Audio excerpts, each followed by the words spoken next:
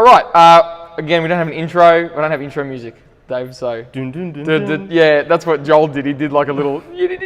So, but this is episode 5. We're going to talk to David.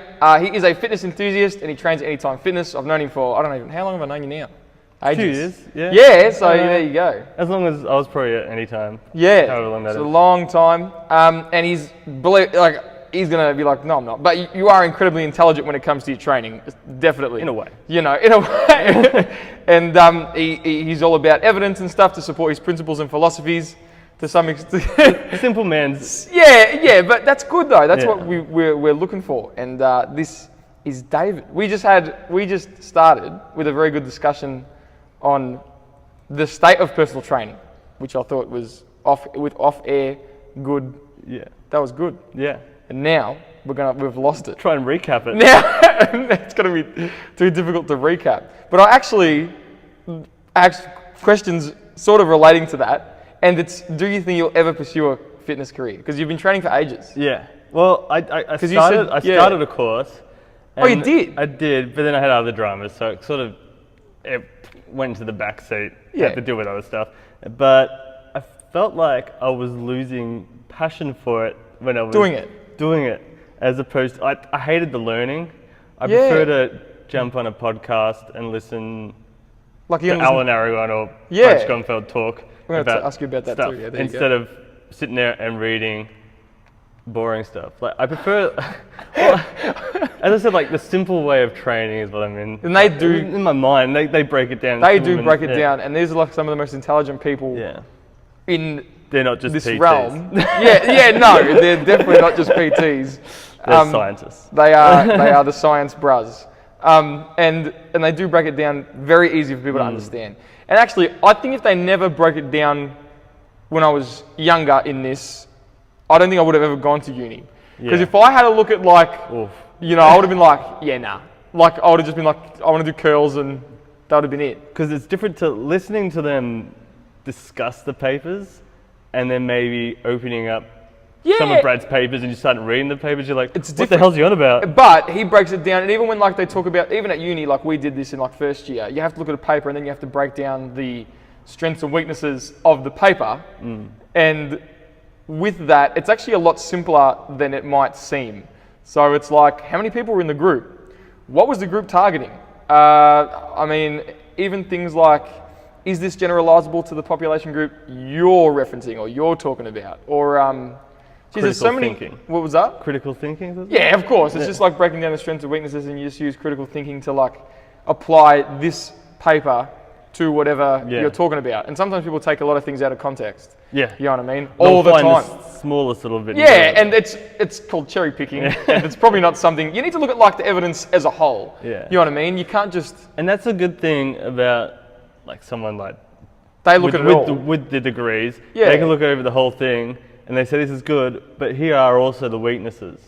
And that's what we have to do. This is why this study needs to get replicated to then. Yeah, it's exactly right. And it's really funny because you read a meta-analysis or review, which is the gold standard for evidence. And then at the bottom, every time I read one, it's, all this information is really good, but we need more evidence. It's tough for now. Check out my next paper. What else do we need? Yeah, what else do we need? And it's always like that.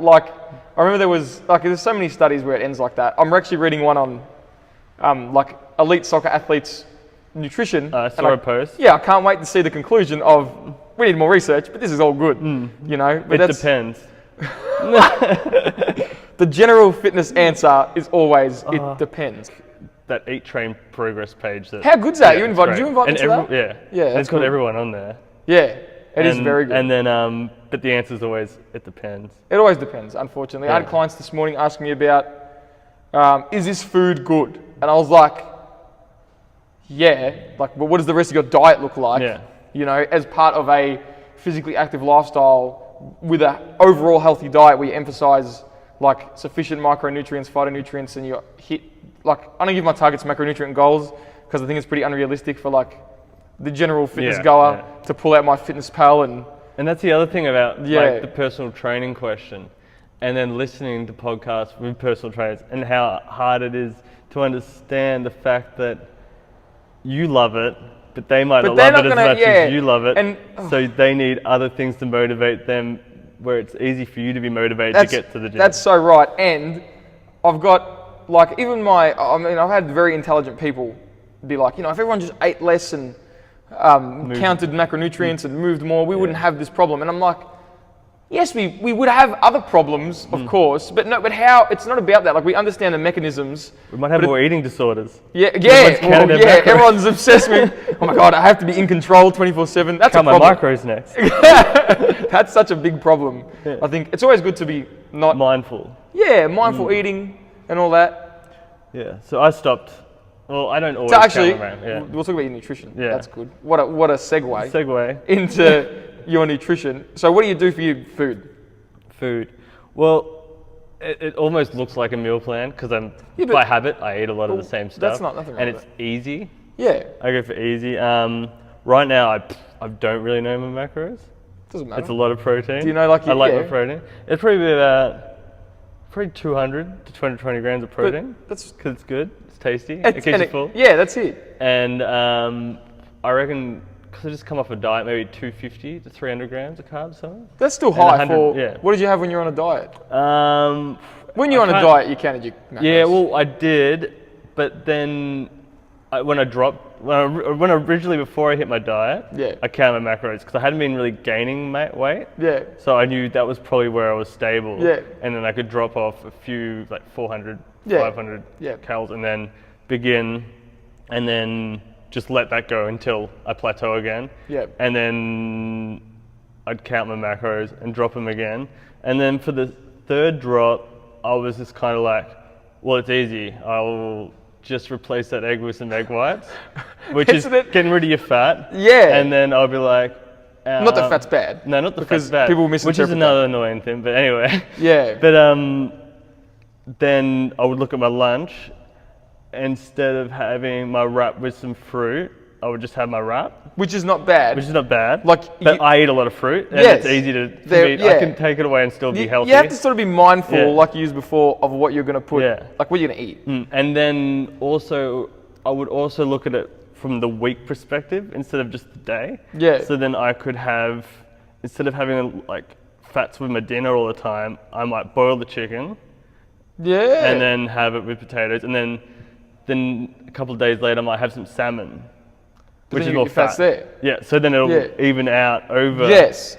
Yeah. And also it's amazing how that's very simple. And my treat, which used to be like a donut, would then be, I would combine my fruit with this soy ice cream. I know soy, estrogen. Oh my God, are you still a man? Yeah, no, I didn't. I lost my ability. And I'd have like, that would be, say, it was only like 14 grams of carbs, really low fat, and then I would add my fruit that I would normally have during the day with that as my treat, like a dessert treat, to replace the donut, which was like 40, 50 grams of carbs and then all this fat anyway. So you just managed my calories without really having to think about it. You didn't even have to count calories to do that. I knew that I was dropping a sufficient amount of... Yeah, like, you know what I mean? Like, that's just really simple advice. It's the same advice that I would give clients. Like, and even looking at it over a week is very good. Because I think, I love how there's more awareness on nutrition and if it fits your macros and all this stuff. Yeah. But now, we've gone to the other extreme of everyone's like micromanaging their food, which is okay for some people. But some people can't really... I think the goal of tracking your food is to then be able to do it without having to track it at the same extreme. Yeah. But obviously, if you wanted to look at it from the whole perspective, the calories matter. So if you wanted to probably diet, then maybe you want to track a little bit before you diet just to know where you're at. So what I do with clients depends what client. Like, again, I'm here to facilitate adherence. And if a client cannot stick to something, then it's not a good like coaching protocol to use.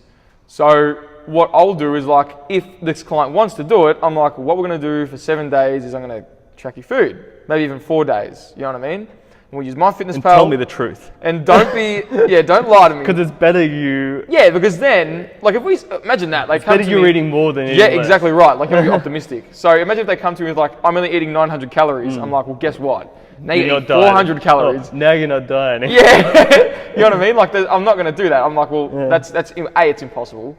Like, actually, even in research, I'm only air quoting this, but I'm pretty sure that I've even seen up to a 50% discrepancy between how much people say they eat and how much people actually eat. So if someone comes to you with a 1,500 calorie diet in their diary, they're probably eating 3,000 calories. Yeah, and that's not hard. That's not really. When I first calculated what I was at, I was eating way more than I thought it was. Yeah, it's easy to overeat. It was something ridiculous. Like 4,000. It was close to 4,000 Yes! Were you still pretty lean? Huh? Were you still pretty lean? I let go a little bit. Were you big? I was 84 point something. But did you look massive? In a t-shirt. But that's all that matters. There's a difference. Like natural, like you look big in a t-shirt, or you get lean. Or you get that's right. Or that's exactly right. It's so depressing because now I'm dropping a bit of weight, and I'm like, it's a bit like sad Affleck that meme. And it keeps, and you have to, and there's more than what you think. It is. It's so depressing. Like I'm 83 point like something. I'm 84. Let's just round it up, so I feel better about myself. Yeah. And I'm at this stage where like my stomach's a little bit flatter and it's looking a bit better, but I'm like, you know what? To have like a full blown six pack, I'm gonna be like 79 kilos. Yeah. And I'm gonna be so upset about that. I had to go down to like 75. And holy shit! Yeah. I would get to 79. Last time it happened, I got to 79 and I was like, nah, fuck this. Like, and the third drop of calories sucked, at least for a week. Like it was bad. It wasn't really? fun. Why's that? It's just draining, fatiguing, and your head not really with it. Oh, so it's depressing. And you know what's funny? It's not depressing. It's more like you just airheaded. Would you ever compete? I'm jumping all over this now. No. Because I realised that would be another 5 kilos. Yeah, and isn't that like someone comes to me like even if they're just even if it's just a consultation, if it's a messenger, someone messaged me like, hey, like this is what I'm looking like now. I weigh 80. I want a six pack. What do I have to weigh? And he's like 70. And they're like, what? How? And I'm like, I don't think you understand how lean. And then you don't know where it's going to come from. It might come from your How abs. depressing if it all came from like you might have shredded glutes before your abs. Yeah, and that's like, and this is going to sound weird, but like my glutes are leaner than they probably should be, conventionally, at the body fat that I am at. Yeah. And I'm like, that's bullshit. Why? Like, you know what I mean? Why can't you be around the torso? Yeah, you know, and that's just, and it's what's real funny about that is every time you lose or gain fat, it's going to be on different places, depending on endocrine responses and just your overall, just the way your genetics and everything. And my legs shrunk a lot more. Yeah. Which was like, what the hell? Did you I preferred having the fat around my legs. Yeah, I know, because you look a bit thicker, like with shorts on, you're like, that's all right. Like, I don't care about... And there's a period too with the dieting where you're like, you go through like the first few stages, it's like, it's not worth it. What's not worth it? It doesn't feel like, you feel like you're losing size, but you're not looking any leaner. Isn't that depressing? But then it gets to the point where I know what you're talking about. Say from 83 to 80 to 78, it wasn't. Then 78 starts getting like veins around the shoulders. And you're like, this is sick. Yeah. What do you weigh now? Because you still got vascular shoulders. 77? Yeah, but see, you look jacked. Yeah. Like, I look better at 70. I look better in the 70s than I do in my 80s. Yeah, you're going to stick around 70? But I'm not stronger. But does it matter? It depends what I want to do at the time. Yeah, because you only, like, what's good about, why I wanted to do this podcast as well, or just the video interviews on YouTube, is because, like, we are recreational trainees. Yeah. I'm not competing in anything. I train people. I like it. You like to train yourself. Yeah. You like fitness, and that's it. Yeah. You know, so that's the point of difference there, I guess. So sometimes I guess you could say I train and I diet for the training part. Yeah. It's not for outside. Yeah. Well, I don't really like. It's not really to look good. It's just for you. People, but I enjoy like getting leaner makes the gym funner. In a way, I agree. Something like, I don't feel like a slob. Getting bigger makes the gym funner in a way as well. Like it's just progression. Yeah, it's just that progression that will drive adherence. Yeah, that's like your fundamental key factor to driving your adherence to the gym. Yeah, you know what I mean? Like, imagine if you just span your wheels and did nothing. Yeah. Imagine if you didn't get leaner or bigger. Oh, you're bored. What would you do? Yeah. Or you didn't get stronger. Like, you don't have to be, you don't have to be like bigger and leaner. What about if you want to get stronger? Yeah. You know what I mean? So progression. There has to be some sort of objective, or even, I guess it's subjective, isn't it? When you look at yourself and Yeah. Flex. Yeah. But Feeling really vain. I'm feeling very veiny. Check out this vein. Look at my vein. Like, but yeah, that's otherwise. Imagine how boring training would be. That's right. Should we segue? Was that a segue? Maybe. Oh, you talked about your nutrition. Hey, there you go. You know, I don't edit these bits out. Also with funny. nutrition and with the macro thing and with the counting macros and if it fits your macros. Actually, where some people might have been more towards eating your quote unquote like unhealthy. Yeah, conventionally unassay. It actually taught me to eat more vegetables and enjoy vegetables. Counting macronutrients taught you to eat better, like eat I've more heard this vegetables because instead of eating your freaking chicken and broccoli, you're putting some sauce or something on there. You got some flavor. Yeah, so of you'd course. eat more vegetables, Oh, and then that's a you really learn good to point. eat vegetables. And then how funny is that? Yeah. Like when you think about it, and a lot of these bro diets aren't healthy. No. Like no way. Well, it's a very limited food intake. oh yeah, it's broccoli and chicken or Kale broccoli is and- making its way into the bro diet yeah, now. You or know, kale and spinach. spinach. It's very green. Or in America, they're always all about tilapia, but I reckon that's probably bassa. That's for thinning the skin. Our bassa is for thinning. Not really. Yeah. I mean, it's cheap. That's the only good thing about Is it? bassa. You know what I used to like? The frozen fish. Yeah, frozen bassa, maybe? Is it bassa? Probably. Who knows what it is? Yeah, but that could get a little bit sickening after a while. it does, doesn't it? It gets gross. I don't know. Actually, I if feel you sick. cook it wrong, I've never cooked it wrong. oh god. Because I don't know, I just haven't. But what happened? What happened? What was it like? It's just like, you know how it could like boil in the fry pan a little bit? Yeah. Oh, I was sick.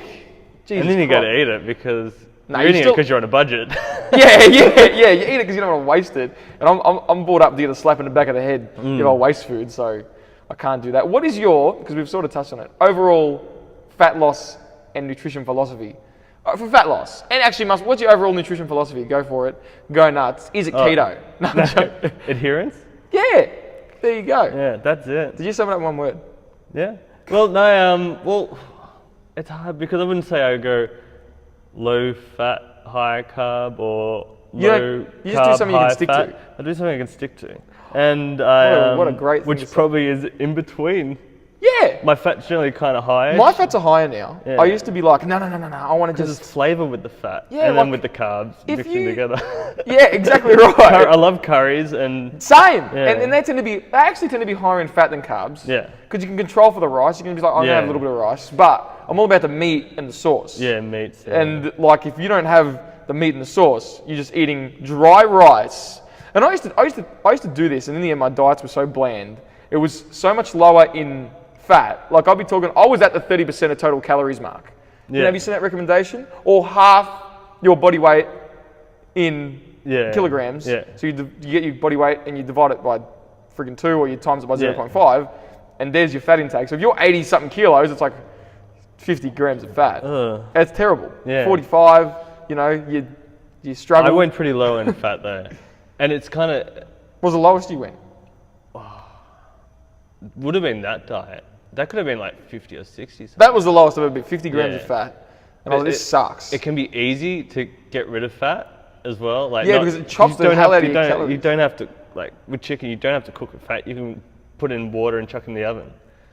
There you go. Have you cooked chicken in the microwave? You ever seen that? No, I wouldn't I'm scared. trust myself. I've seen it. Don't trust myself. But yeah, you come out and you salmonella confirmed. So these days, I guess I just breakfast, lunch, and I go through phases. My girlfriend will tell you, like I stick to something and I just go with it because I find it, and it's also making it easy to It's got to be easy. And you see people doing these big pictures of their meal preps.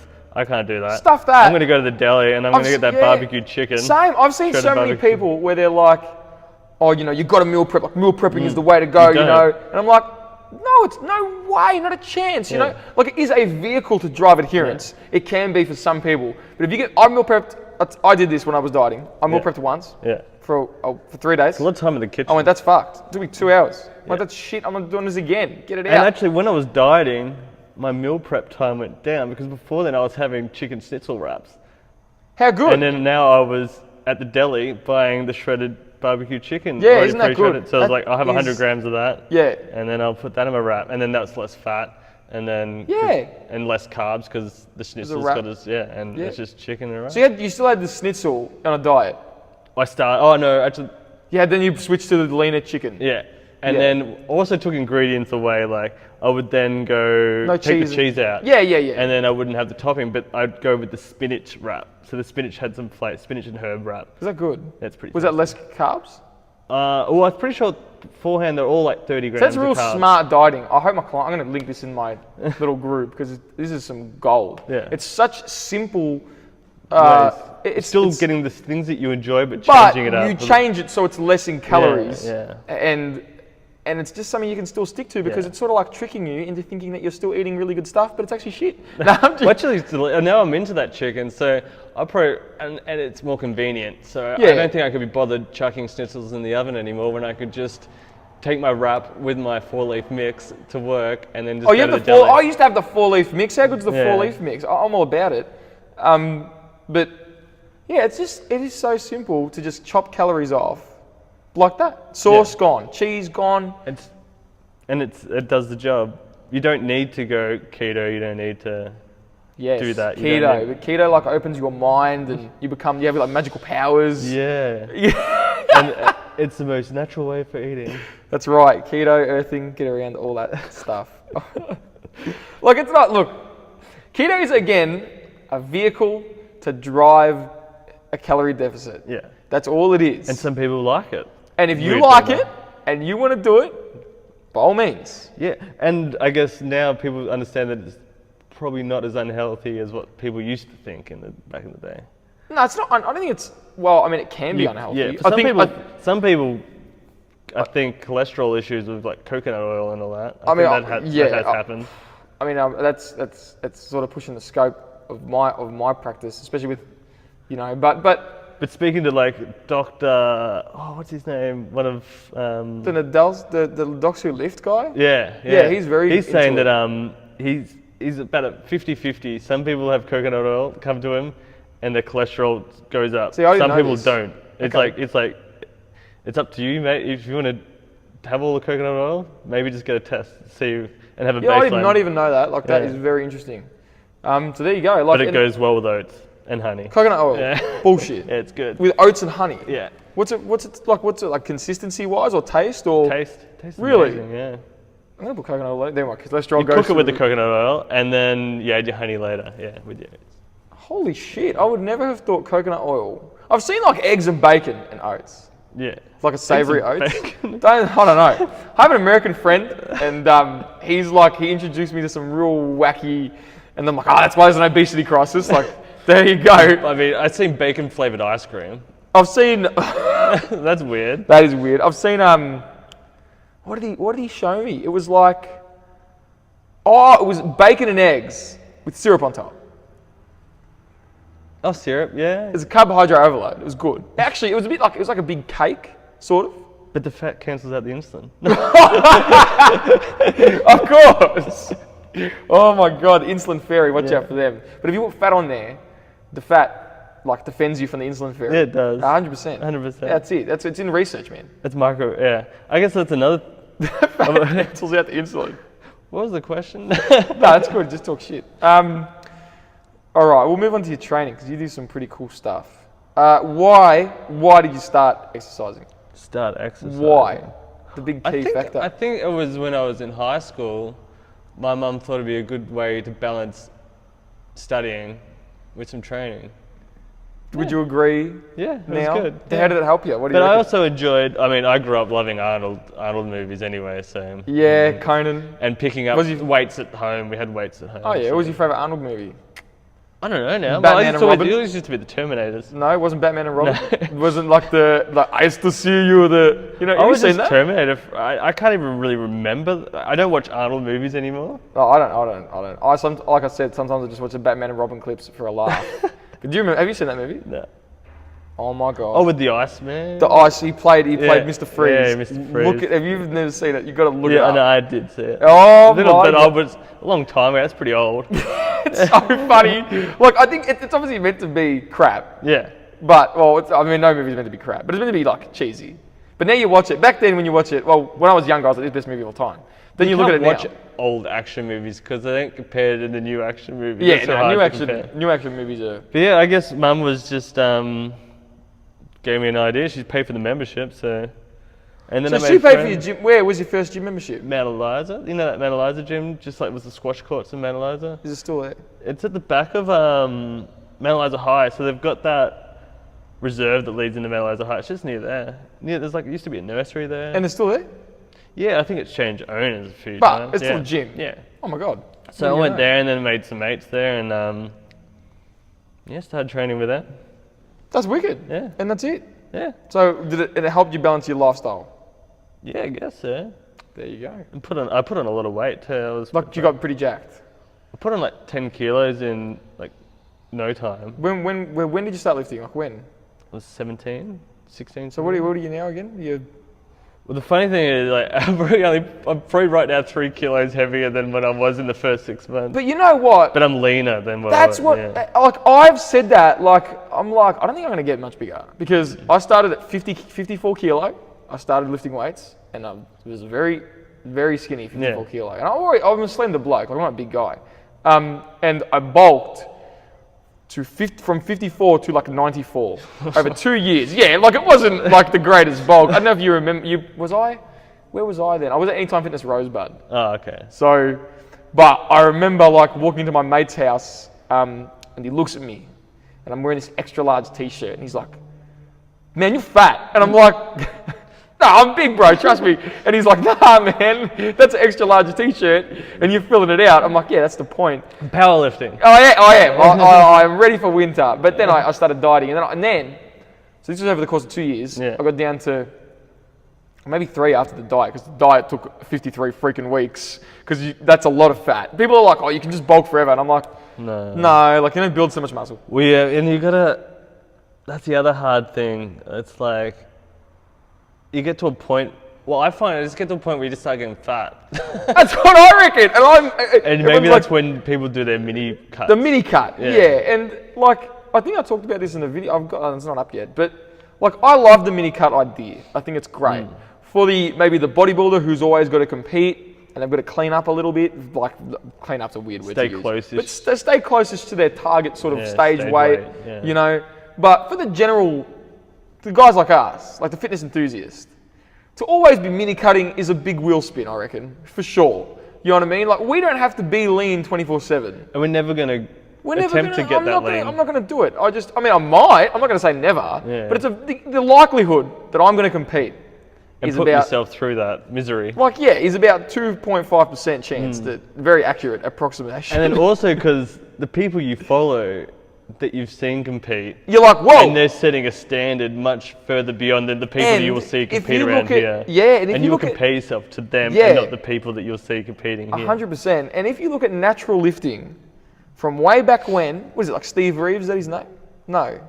Steve Reeves, I'm not sure. Well, actually, they probably were natural back then. They were really like way back when, man. Black and white photos. Yeah. You know, way before I think Arnold. Steve Reeves might have been the turning point of the drug stuff. Yeah, well, that's probably what Arnold's person he looked up to. Arnold's natty, man. Yeah. You're gonna kill people's like boyhood dream. Yeah, he just sprinkled some D-bol in his boots in the morning. But, that's like what was natty compared to today's. No, you know what? I was about to say like today. Yeah. I don't even want to know. Like I don't have no idea. I would say that. Actually, this is a big long shot, but I would say back in the day they probably just took like a testosterone injectable and then maybe a D-bol or something. It's hard. We'll never know because they'll never tell you. We'll ring them. Yeah. You know, we have a podcast. I mean, you can.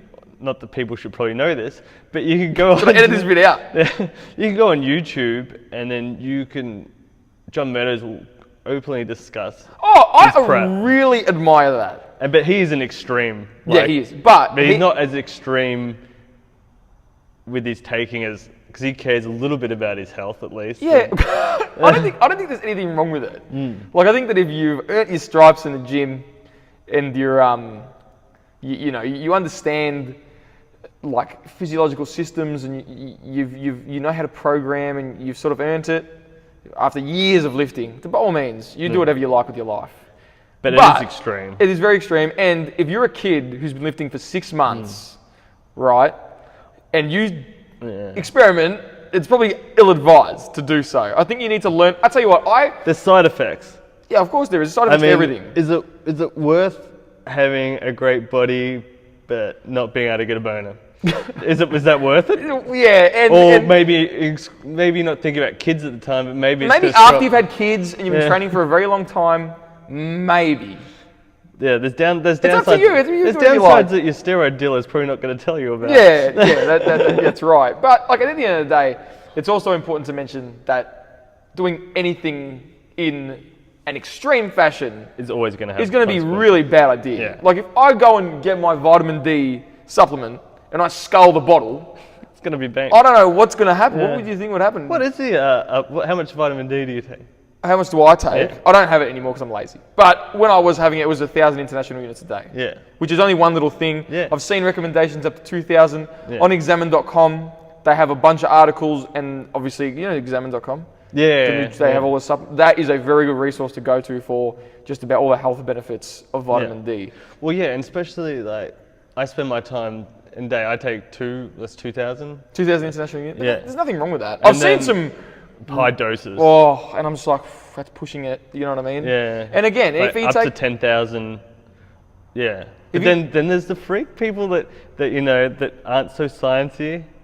Yes. That will back in like keto's been around a long time. Yeah, it's been around since. I don't think people like. It's like the retarded gym stuff gets recycled into the general population at some point. Like, how isn't it? And somehow paleo was around a long time before. Paleo was one of the first sort of diets I did. Yeah. Right, and that's why I'm so passionate about very good information. Yeah. And you're right though, and about how it gets recycled out into like just the general population. Somehow, some way, a very intelligent person will end up on a current affair or 60 Minutes or any of these current affair shows talking about whatever diet that their diet, and they're very smart people, and that's dangerous when a smart person like has Talbs or somebody. Yeah, when these smart people have these hypotheses, and that's what they are about certain diets. It's real. People are very impressionable, and all you have to do is use a big word, and they're like, "Oh, this guy's a genius," But I think the smartest people are the ones that can explain something in a very simple fashion. Yeah. You know what I mean? And I think if you can be given evidence and it's not going to change your mind, then there's a problem. Yeah. You know what I mean? Like if someone come to me and they were like, "Here's 20 studies on this." Let's say it could be anything, right? And your contention goes against these 20 studies. You should read them, and then you can formulate your opinion after that. If I read them, and they are very good studies, very robust evidence, I'll go, "All right, I was wrong." Yeah. Who cares? Like Talbs. His foundation, Gary Talbs, his foundation helped fund a study which went against his hypothesis. I think I've but heard he won't this. change his hypothesis. But he won't change his views on it, even though because he's always about the funding. Yeah. So he helped fund it, and now he's saying, "Oh, but there's flaws." But there's always flaws. There's always funding, and it's all right. Like, so there's two trains of thought on this. People critique research. And then when people critique research, other people out there are like, "Well, why don't you go do a research study?" But then that's like saying to movie reviewers, "Go make a goddamn movie yourself." Yeah. That doesn't make any sense. You're allowed to, you can be trained. So the thing with journalists when they go and report on research is that they're not trained in the sciences. Yeah. Like at uni, we do a unit every trimester at Deakin on critically evaluating evidence. Right, in some way, there's even a study called Understanding Health. There's a unit I did called Understanding Health or something like that, and it was literally all about critiquing evidence. The whole thing for like how many weeks we did it. I forgot how long a trimester is now, but it was all about like what are the strengths, what are the weaknesses, how many people are in this group, what is the outcome. If you were to do it, what are the gaps? So we had to be trained in this. Things like that. So when I look at a study, I'm reading it, and I'll read something, and I'm like, but how did they do that? So I'll make a little note, you know what I mean? And then when people look back at it, and they go, well, why didn't they, say, equate for calories? Yeah. And then say, Alan be like, well, sometimes there's really smart people that do some really dumb shit. But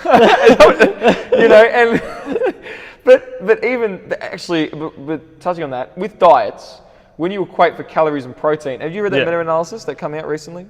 I'm not sure. But it's been known for a while. Yeah. But these fantastic fitness professionals, they need to show it in research, right? And they did a big meta-analysis, and when calories and protein are equated for, results are the same across the board in terms of body composition outcomes. And then I would say arguably health.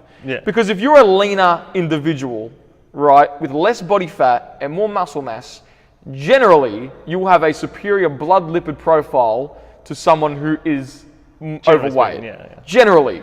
Very general, that can get very misinterpreted by, hey, well, that's wrong because this keto person was slim and he had diabetes, or but that's I mean, you know what I mean. But in general, leaner usually means better health outcomes. Yeah, definitely. Generally, you know what I mean. I've said generally like 8 freaking times, but just to make a very it depends. It depends, you know. So I'm going to call this episode 5. It depends. What you've talked about. So what were your first, you said you gained 10 kilos in the first, like 6 months? Yeah, 6 months. What was the first couple of years like then of lifting? On and off. And what was your program like? What was the programming? Chest. No. There was a chest day. There was a chest day, yeah. It was definitely a chest day. Yeah, the chest day. It was training everything once a week. The bodyboard. But you know what? Bro split. You didn't need much more. Yeah, you just look at a bar and grow. I think Brad Schoenfeld had come out, it's just getting published now, or it's in published, I don't know how it all works. But like he was saying, and I tend to agree, I've always sort of thought this, I'm like, do you have to volume match each week for the 2 times a week of training? Yeah. So what I do is I'll do a deadlift on my first training day, and that's my first lower body session. Because a deadlift is a very large stimulus for like the posterior chain, not really your quads, but hamstrings and glutes and lower back. Yeah. That's going to hit it hard, right? A lot of mechanical tension in that lift. And then my second leg day is like a full leg day, which is the one I did and will be featuring in the video. Yeah. Right? But that's still 2 times a week. Yeah. You know what I mean? And that is within my current sort of volume, recoverable volume. You know, because if I've done 2 big leg days and my back's screwed, my hips are screwed. And then you've got to be careful where you place it, the other, like your back day after. It has to be like, you should limit overlap. I think you can train everything every day. Yeah. I just think you have to be smart. Yeah. You know, like with the group training, we do full bodies every day. And everyone's like, oh, you know, it's like, oh my God, you do full bodies every day. How do you do it? And I'm like, well, for a start. I contemplated doing it's possible. You just have to be smart, intelligent about it. So like you might do a deadlift on day 1, and then on day 2, without rest, you can do a light front squat. Yeah, it's possible, but you're never going to lift. You might not be able to lift as heavy unless you're like a beginner lifter. Yeah. So I just make sure that, say, the start of my program is upper body, then it goes lower body.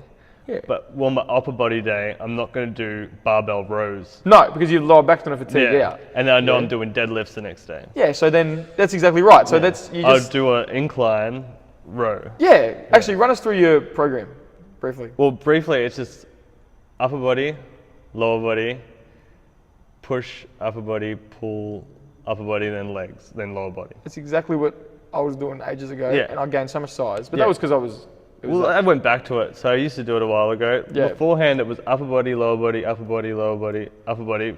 But the upper body. Were we doing that at the same time? I remember doing that, and we were both talking about it, and I was like, yeah, that's what I'm doing. But I would do like an emphasis. So one day would be more emphasis on back, one day would be more chest, and one would be more shoulders. But I would still hit like a couple of exercises. I mean, it's just everyone's like, is this the right program to do? And I'm like, I can't answer that question. But for time efficiency, it might not be. No. Oh yeah, if you're looking at it like that. Yeah. Like I might be better off doing upper body, lower body, like they're my lower rep days. Yeah. And then maybe backward chest, because it's easy to superset them. Then shoulders with arms. Look at that. How easy that would be easy. It has to be, again, it's like dieting, it has to be easy. Yeah. Not that exercising should be easy, it needs to challenge homeostasis, and you need to disrupt homeostasis with the adequate stimulus so you can grow, or whatever, you want to develop an athletic attribute or get stronger. You need to it needs to be challenging, but like it needs to be a program that fits your lifestyle. And there should be some sort of progression somewhere. Yeah, whether it's... I find I look at it like bread, butter, and jam. Okay. So I have my bread exercises. Yeah, like my squats, the core my deadlifts. Stuff. Yeah. My bench press and shoulder press. Yep. And then there'll be your butter. Have you made this up? Yeah. This is good as. Then my butter will be like, say like lunge or something, or a leg press. Yeah. But then my jam will be my extensions. That is an excellent way to put it. So put them in importance. Oh my God. Yeah. Trademark that, because someone's going to come along and be like, oh my God, I've got this. Instagram bread butter jam. What are you going to do if you see that? You're going to inbox, just say, I'm coming for you. I don't think I've ever seen it. Me neither. I've never heard of that. You're going to make t-shirts? It's no pyramid, but you know. No, it's not. Have you read those books? I said this in the other episode, but have you read the books? No, I've just looked at the diagrams are fairly Isn't it? And adherence is the fundamental component of it all. You know? As long as you know that it's not the other way around for the pyramid. What's at the top again? It's probably like tempo. Yeah. Nah, tempo is the most important. Time and attention, tempo. And that's where you can get fooled. Easy. Oh, if you look at it top down. Yeah, but you can look fooled with trainers telling you the time and attention. So, yeah, I said this in the video, but I'm not very big on tempo for hypertrophy. Yeah. Like for athletes, like explosive concentric phase is obviously incredibly important to develop certain components of their athleticism. Yeah. Right, but for hypertrophy, going super slow on the eccentric, and even sometimes I've seen like slow concentrics. I'm like, why? Throw that in with your jam if you want to. Yeah, there you go. You just spread it slowly onto the. But that's what I mean. Why? Like I might put some tempo work at the end, but it shouldn't take over volume. No, the other like if you're doing. Yeah, if that is the brunt of your programming, and I've seen it, like 5-second eccentric dumbbell. MI40, Ben Pekulski. What is it? He's MI40 programs. MI40.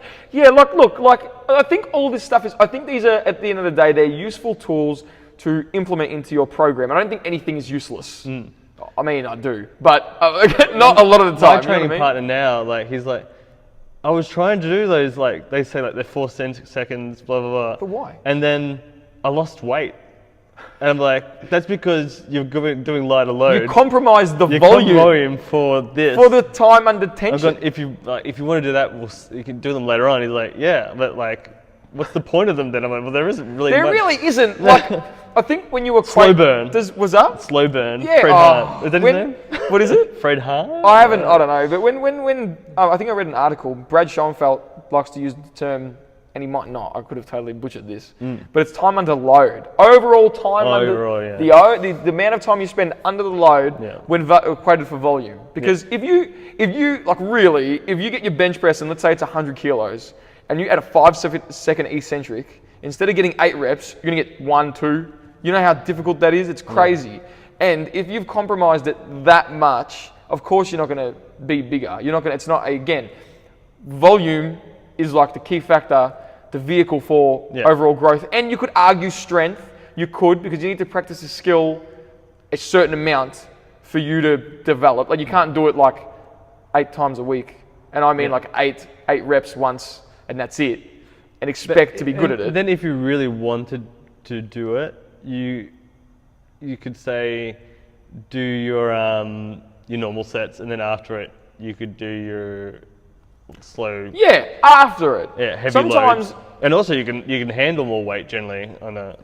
Yeah, 100%. I think Brett Contreras does some of that work where someone will lift it up for you.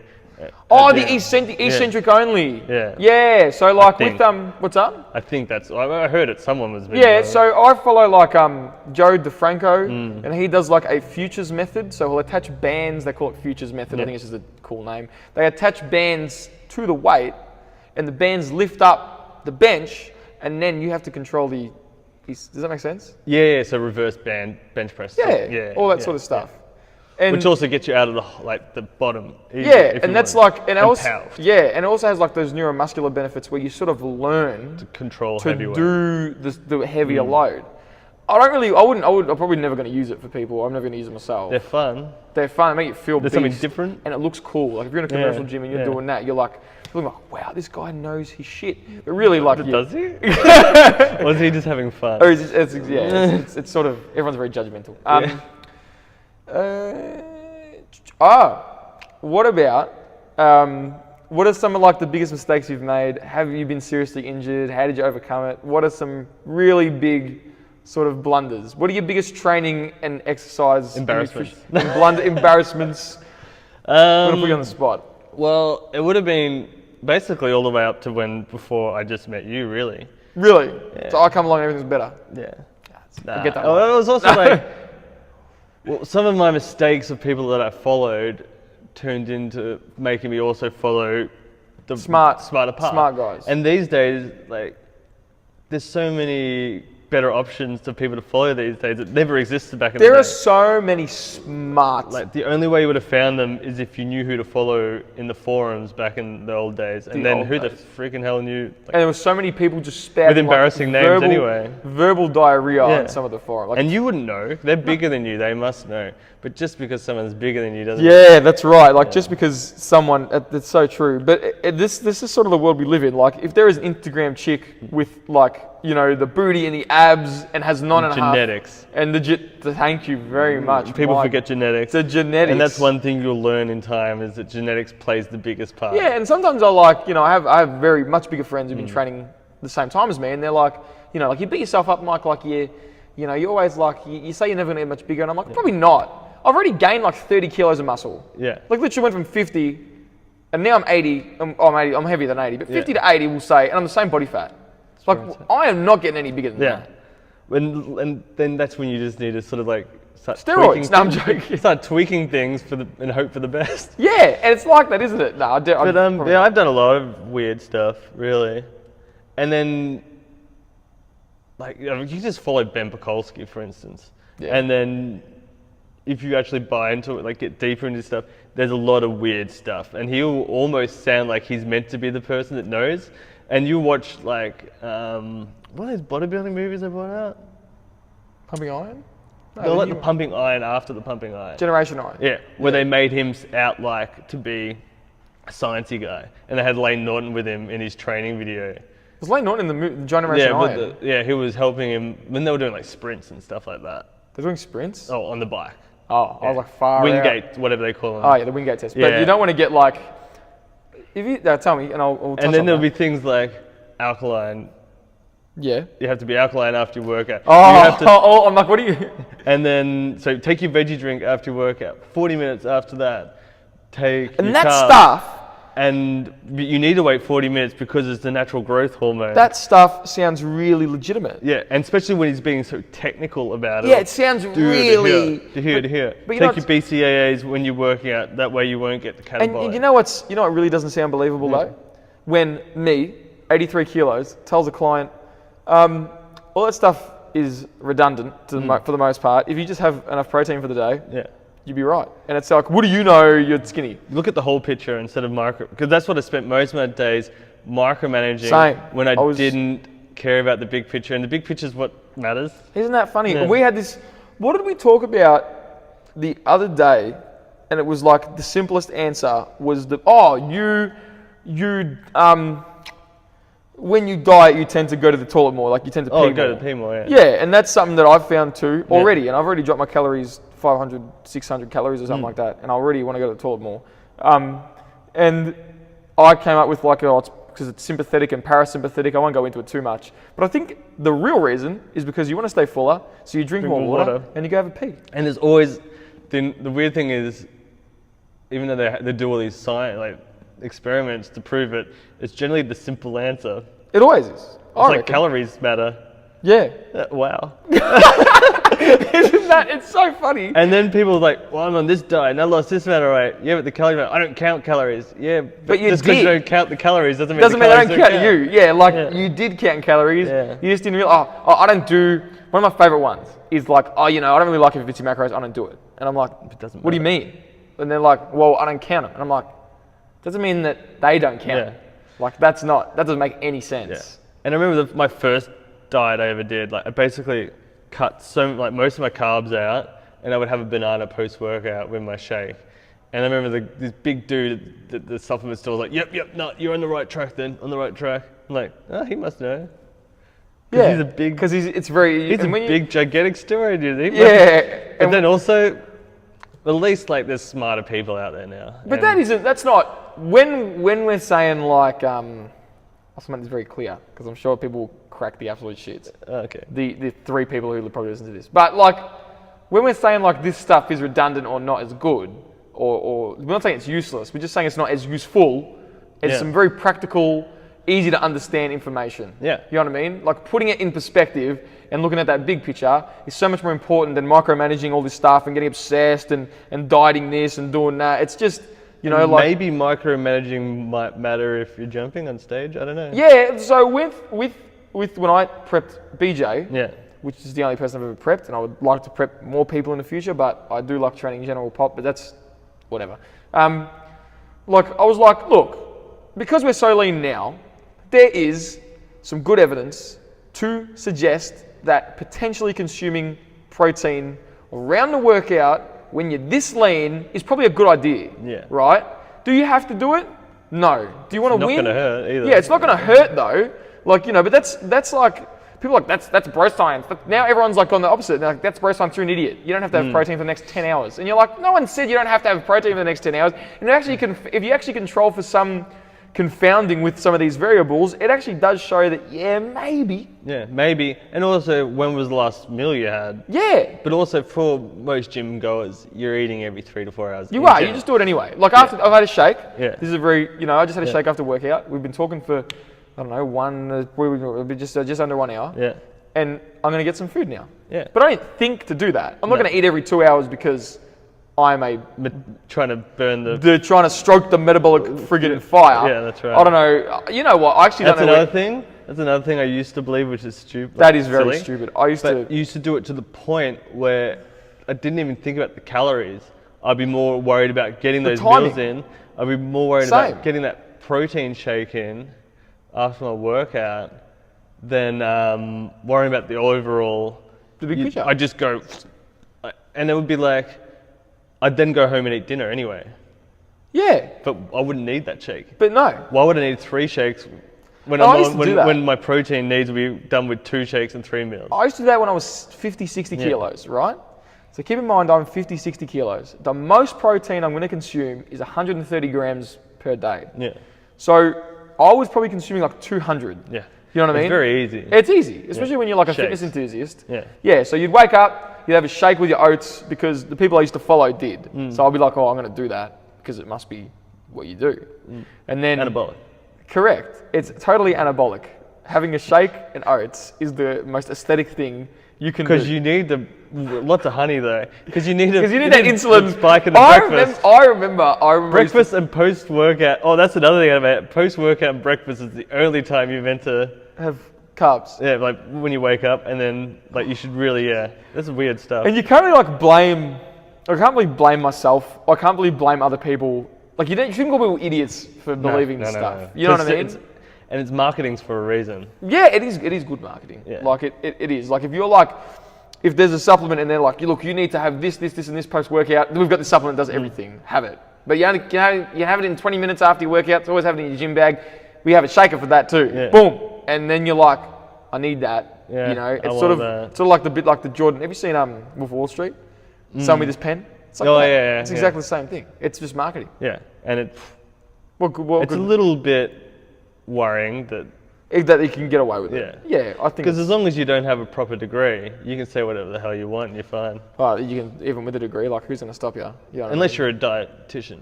Then you're in trouble. Yeah, then there's a governing body. There's a governing body that's going to tell you, hey, you're out of line. Are you stupid? Yeah. Like, you know what I mean? There's people that come to you that are actually sick. Yeah. You know, and that's another thing. Like, I said this somewhere, I tell this people all the time. I don't do meal plans and stuff. I just look for ways that I can promote adherence that someone can stick to. I said it sort of at the start of the episode because that's what it's really all about. Like you said, adherence is like the fundamental component of all of this. Yeah.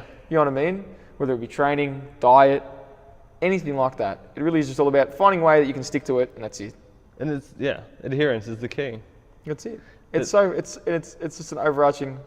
We talked about an hour. Adherence and eating within your needs, and doing everything within your needs. Adhering to eating within your needs. Yeah, and trying to be less stressful about it as well. Yeah, you don't stress about it. Yeah. To close, what is your favorite compound exercise, and what is your favorite isolation exercise? Oh, jeez.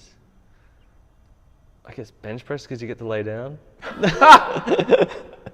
True. I just squats and deadlifts exhaust the crap out of me. Yeah, and that's fine. Everyone's like religiously tied to these lifts. Yeah. But you don't even. You don't even have to do them. You don't have to do anything. But they're, If you're like, they're pretty good at their job. yeah, they're a lot of bang for your buck, Yeah. right? But if you've got back issues or knee issues, you know, like I squat to the bench and I front squat because my knee is stuffed and my back's not too happy most of the time. So it's probably better to just leave it alone. You know what I mean? Yeah. And then maybe isolation. I like the machine preacher curls. What? I just for some reason for some reason I thought you were gonna say that. They're good. They're good. They are good. All right. Anything you want to add? Closing thoughts? No. I think we've you've ranted nailed a lot. it. All right. Well, that's it. Thank you very much, and speak to you in the next one.